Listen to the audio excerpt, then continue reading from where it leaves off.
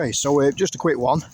It's mainly for you, for the novices or beginners, if you like. That's new to wild camping, bushcraft, etc.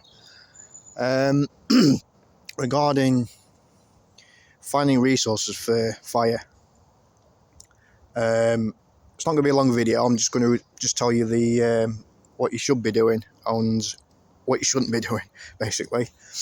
So if you look around me, quite a thick wood. So there's no shortage of wood for fire, or no shortage of resources. So where do we get it from? Do we get your saw and axe and then chop down trees and process it that way? Answer is no. What you've got to do is respect nature, leave no trace. And because us bushcrafters, wild campers, like me, who does things properly, the way it should be done, we often get, I won't say bad mouth, but say a bad reputation. And it gets pretty much impossible to go anywhere or gain permission from for people's lands, etc. Because of that reason. And it's not just destroying trees, chopping down trees, but it's fires that's getting out of control. And it's rubbish. Rubbish is probably the main one. I've been to lots of woods all around, and the amount of rubbish that I sometimes bring home with me, if I got a spare carrier bag, it's just you wouldn't believe it what people just throw away or leave in the woods. I've seen it all from deck chairs to tents, sleeping bags that's been there for months and months on ends, that's absolutely soaking wet, ripped to shreds. So, but anyway, I'm going off track a bit. So I just want to talk about, where do you source your wood from? Okay, so if you look around you, you've got branches, twigs, you've got everything that you need. Now, in a red hot summer's day, sometimes you can get away with just picking it up. If it's not been raining or it's not winter, pick it up, away you go. Check that it's not wet. Now, what you're looking for, if you can break it like this, see how easy that broke? That means it's suitable, okay? Because this is dead standing, okay? It's dry, it's on its way out, and this is what you're looking for. So again, it should be minimal effort, okay? Very minimal, okay? So that's one way, because obviously you want to start with the very thin sticks to make a fire, and then work your way up to thicker ones, and go on to your, say, the size of your finger, or the thickness of your finger rather, and then work your way up. So you want to start with the wood that is going to be easy to ignite, hence that's why we start with like matchstick lengths or thicknesses to begin with. So looking most woods around the UK or around the world, you'll see lots of what we call dead standing, or trees that have been, that fell down because of the wind, or it's because it's rotten.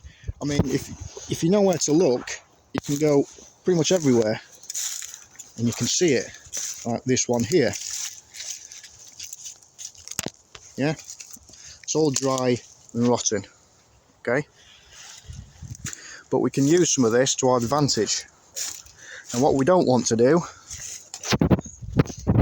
is this, okay? Live tree. What we don't want to do is, we don't want to cut this down, this tree. This is alive, still budding, as you can see. Still got greenwood growing from it, greenwood stems, fresh saplings. So that would be a no-no, okay? That's not what we do, that's not what we're about, right? There is more than enough resources in here, dead standing, to make a fire over and over and over again. Right, so there is absolutely no need to chop perfectly healthy trees down at all. Give another example here. Look at this birch tree here, for example. Okay, so obviously it's dead, rotten. It's on its way out.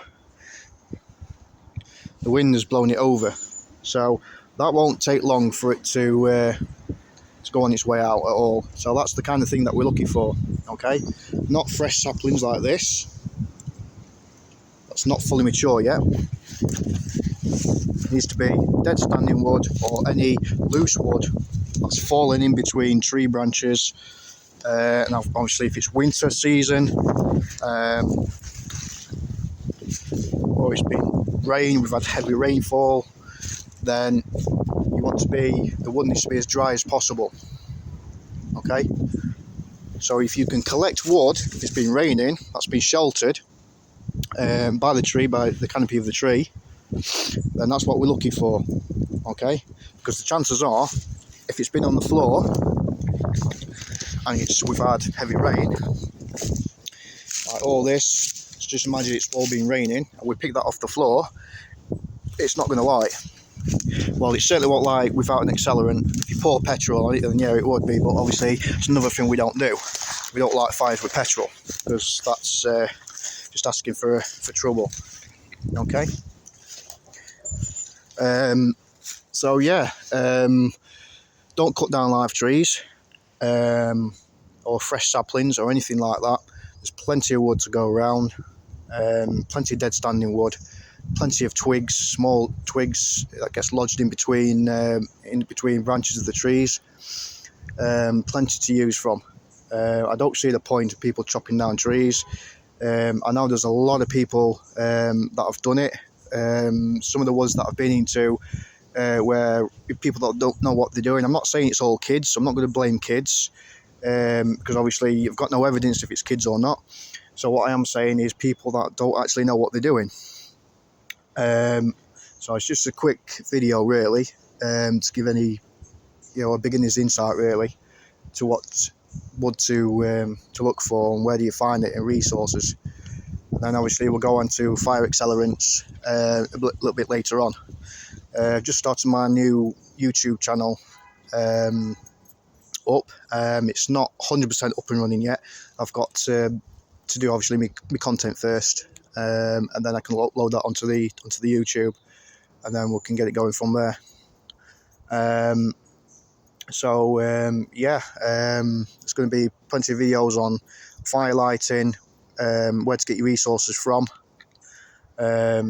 safe fire lighting. Looking forward to it, and I'll see you again in the future. Thanks for watching.